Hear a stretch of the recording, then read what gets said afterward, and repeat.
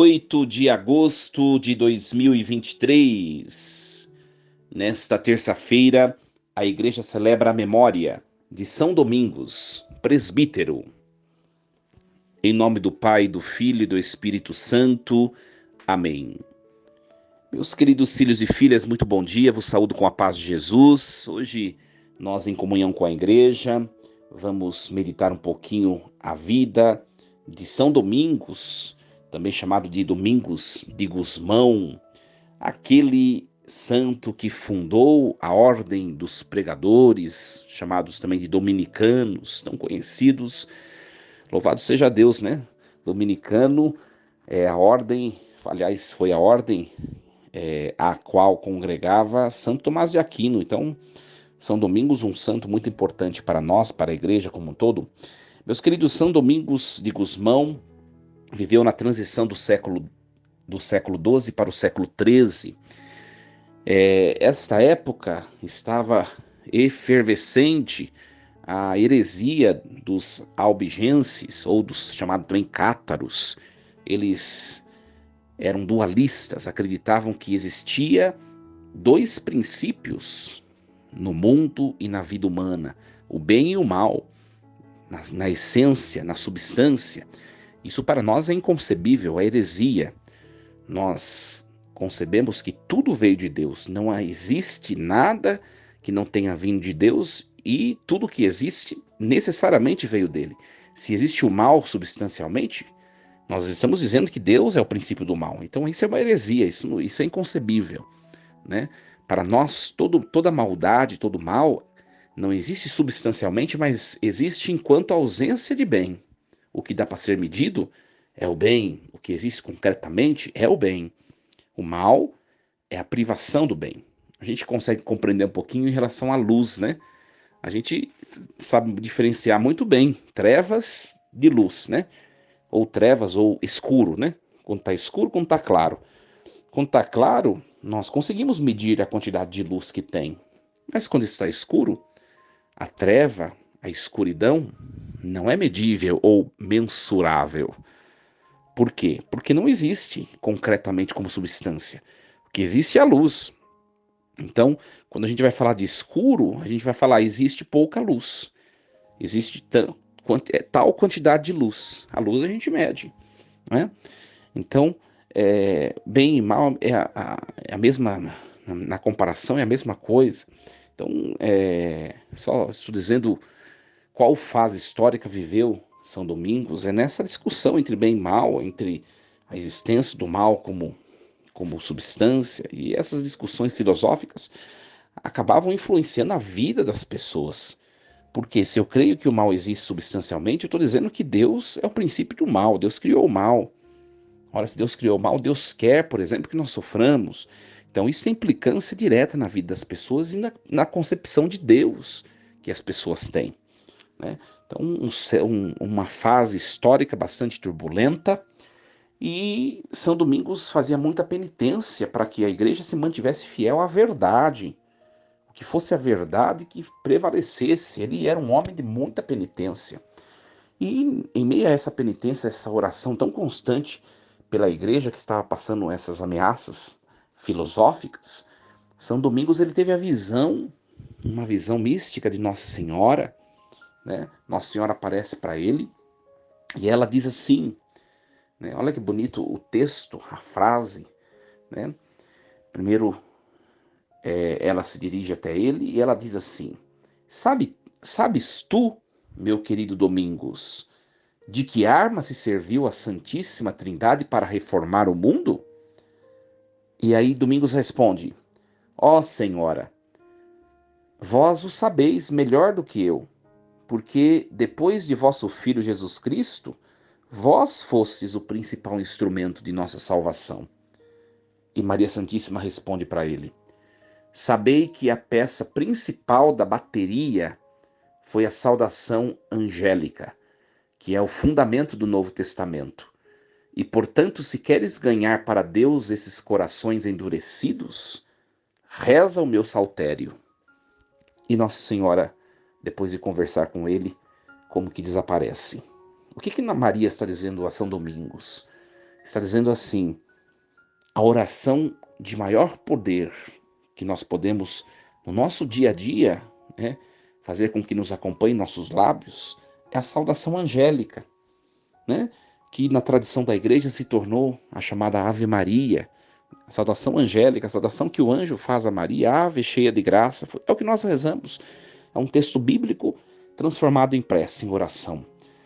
E daí que surge a devoção, né, que vai se tornar forte a devoção do Santo Rosário.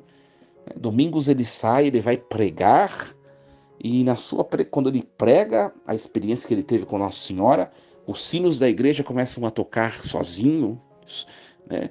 Uma imagem de Nossa Senhora começa a abrir os braços 3 vezes, saudando a Trindade, e acontece miraculosamente esses eventos na igreja onde ele está pregando. Todas as pessoas daquela cidade, diz a história, passaram a rezar aquilo que Domingos ensinou a elas, que é nada mais, nada menos do que o rosário, né? Então, o grande iniciador ou promotor da devoção do rosário é São Domingos de Gusmão. Olha só, século XIII, minha gente. Século XIII, a igreja reza o terço. Olha a tradição mariana que perpassa a história. Século XIII não existia nem igreja protestante ainda. E a igreja já rezava o terço, já invocava a proteção, a oração da Virgem Maria, que reza por nós, junto de seu Filho, na eternidade, que é nosso Deus e Senhor. Olha que bonito. Às vezes as pessoas abandonam a fé católica e não estudam essas coisas, sabe? Muito antes de existir a igreja protestante, a igreja já rezava o terço. Por quê? Porque a igreja aprendeu com o próprio Cristo, né, que a prece da mãe alcança favores do Pai, né? Olha que bonito. Hoje nos recomendemos a intercessão de São Domingos e também da bem-aventurada Virgem Maria, a Senhora do Rosário, a Senhora das Vitórias, né? A quem também é atribuído o Santo Rosário. Muito bem, meus queridos, hoje o texto que a liturgia nos propõe é o texto do livro dos Números, capítulo 12, versículos do 1 ao 13. Naqueles dias, Maria e Arão criticaram Moisés por causa de sua mulher etíope e disseram: acaso o Senhor falou só através de Moisés? Não falou também por meio de nós? E o Senhor ouviu isto. Moisés era um homem muito humilde, mais do que qualquer outro sobre a terra. Então o Senhor disse a Moisés, a Arão e Maria: ide todos os 3 à tenda da reunião. E eles foram. O Senhor desceu na coluna de nuvem, parou à entrada da tenda e chamou a Arão e Maria. Quando se aproximaram, ele lhes disse: escutai minhas palavras.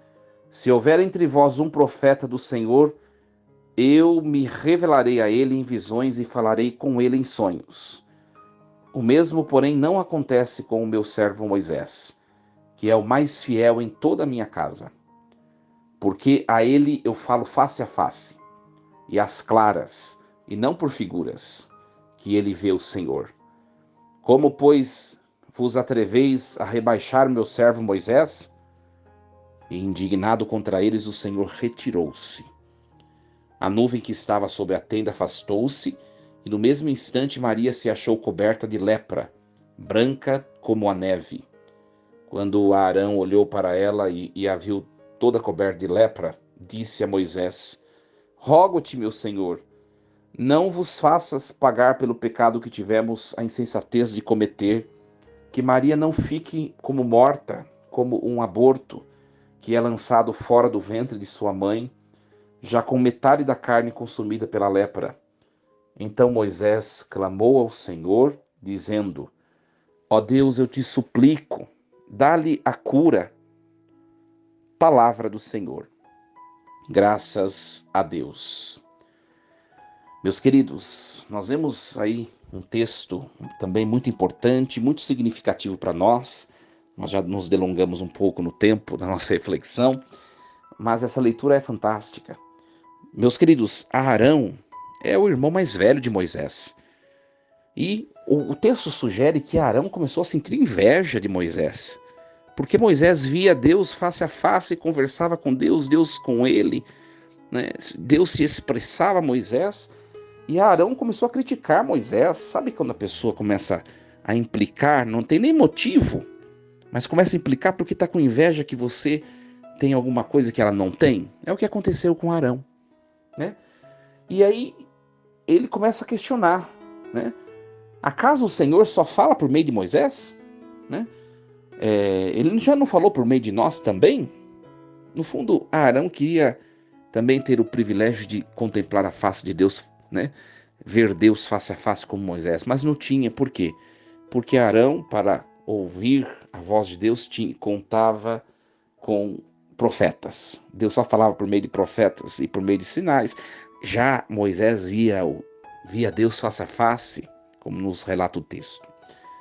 E aí Arão começou a falar mal de Moisés, criticar Moisés. E Deus, como nos diz o texto, o Senhor ouviu isto. O Senhor se encheu de ira. Por quê? Porque estavam a criticar o seu servo. E Deus confere, né, permite que aconteça na esposa dele lepra. Ela se fica com a carne toda branca e a lepra começa a corroer a carne dela, como paga por essa infração tão grave que é a inveja. Meus queridos, qual o bom sentido que nós podemos colher dessa palavra para nós? Sobretudo no âmbito familiar. E depois do âmbito familiar, na vida comunitária, por exemplo, na igreja, no ambiente de trabalho, em todas as nossas relações. A inveja, o ciúme exacerbado, destrói, corrói, né? Nos torna carcomidos, destruídos, perfurados, machucados. A inveja destrói relações, a inveja corrói relações, o ciúme exacerbado corrói relações. Quantos casais, um tem inveja do outro, o ciúme do outro exacerbado, não tem aquela fidelidade, aquela confiança? Isso vai destruindo a relação conjugal. No seio familiar, às vezes dentro da própria casa, as pessoas parecem são piores umas com as outras, são piores do que os inimigos que estão longe e fora de casa. Para nós, isso é muito importante para nós refletirmos se isso não acontece próximo de nós. Se isso não acontece próximo de nós. Né? Também na igreja, sabe? As pessoas ficam disputando cargos, disputando a atenção do padre, disputando lugares de destaque, disputando tudo vaidade, tudo, tudo coisas desnecessárias, secundárias. E aí não se falam, e aí fica implicando, e uma fala mal da outra para outra, e essa fala mal também para outra, e a presença de Deus vai se esvaindo, e o mal começa a crescer. Meus queridos, é um contra-testemunho isso. Cada um, primeira coisa que a gente tem que tomar para nós, cada um tem o que merece, e cada um tem o que Deus tem reservado para si, né? Eu sei o que Deus tem para mim, eu sei o que eu anseio, o que eu entreguei nos braços de Deus para que Deus pudesse fazer a vontade dele.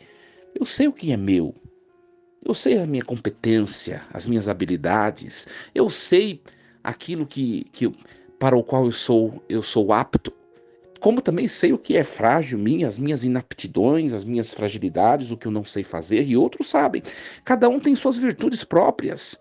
Por que olhar e querer o que é do outro? Né? Isso destrói relações, destrói pessoas, nos afasta de Deus. Paremos de olhar para o outro e o que é do outro, olhemos para nós, construamos nossos sonhos, nossos projetos, nos entreguemos mais a Deus e arregacemos as mangas para ir atrás daquilo que a gente quer para a gente. Não ficar olhando o outro. Quando você está olhando para o vizinho, para o que é do vizinho, você para de caminhar, você para de andar. Tem muita gente assim, né? Por isso que as coisas às vezes não prosperam, não vão adiante.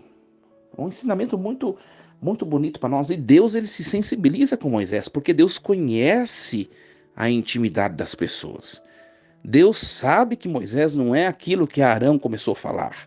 Deus sabe que Moisés é um homem tão humilde, tão simples, tão solícito, tão acessível. Não é nada daquilo que Arão começou a falar, a julgar e a criticar. E Deus faz justiça. Minha gente, às vezes parece que pessoas más, pessoas maldosas prosperam, mas Deus está acima e está velando pelos justos. O que cabe a nós é nós nos tornarmos justos. O que cabe a nós é nós sermos as pessoas de bem, de bom coração, que não tenha maldade, que não tenha inveja, que não tenha ciúme daqueles que prosperam. Se nós nos mantivermos no lugar de santidade e retidão, longe da inveja, longe da crítica indevida do outro, longe do ciúme exacerbado, você pode ter certeza que se alguém causar algum dano sobre nós, Deus, ele vai aplicar justiça. Basta nós ficarmos no lugar que é nosso, de retidão, de santidade. Sabe, tem muita gente que tem medo de pessoas que invejam a elas, né? Nós não temos que ter medo. Nós temos que ter comunhão com Deus. Você tem que ser uma pessoa do sacramento, você tem que ser uma pessoa de oração. Se você se recorre ao sacramento com constância, é uma pessoa de oração, é uma pessoa que reza o rosário. Hoje nós somos São Domingos Gusmão. Se você é uma pessoa de oração, de sacramento, você não tem que ter medo de ninguém, de nada, nem de macumba, né? Nem de feitiço, muito menos de inveja. Por quê? Ou você crê ou você não crê que a justiça de Deus está sobre você. Agora, se você não crê, é porque você também tá com dívida no cartório, como diz, né? Tá com dívida. Você deve estar também invejando alguém.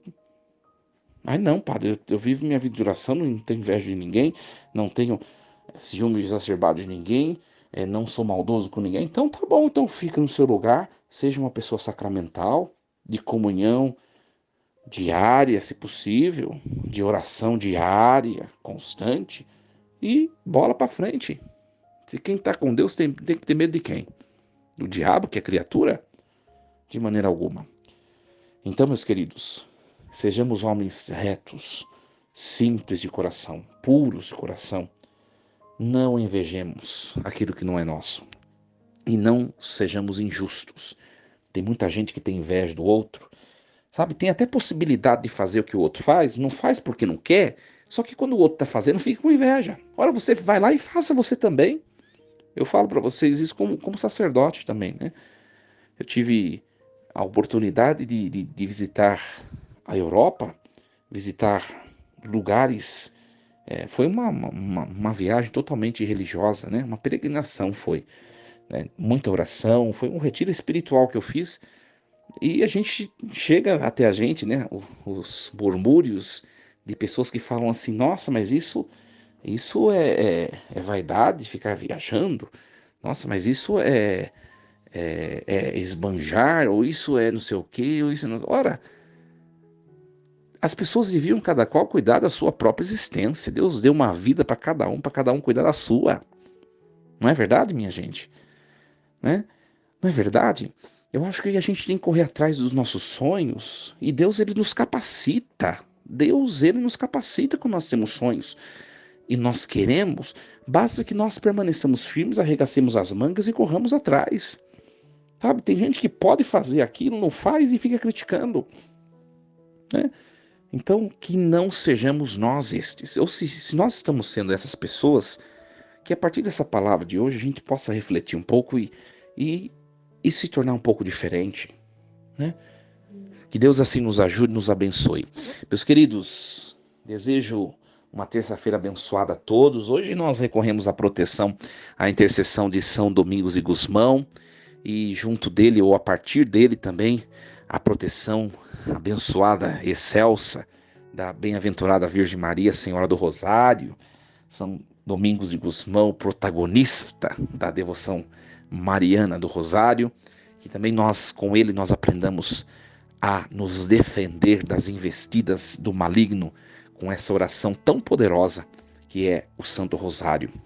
Força e coragem, em nome do Pai, do Filho e do Espírito Santo. Amém. E lembremos-nos sempre Deus está no comando de tudo.